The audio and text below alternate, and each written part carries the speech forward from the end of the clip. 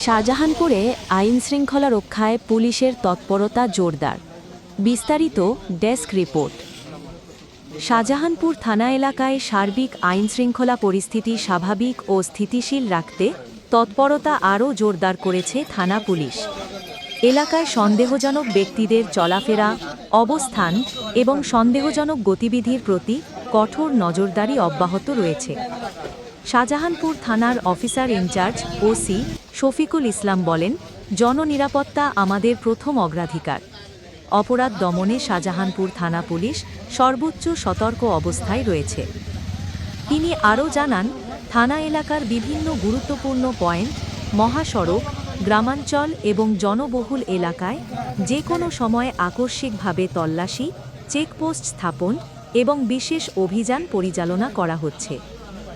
আইন শৃঙ্খলা পরিস্থিতি নিয়ন্ত্রণে রাখতে পুলিশের টল, চেকিং এবং নজরদারি কার্যক্রম নিয়মিতভাবে চালিয়ে যাওয়ার কথাও নিশ্চিত করেন তিনি।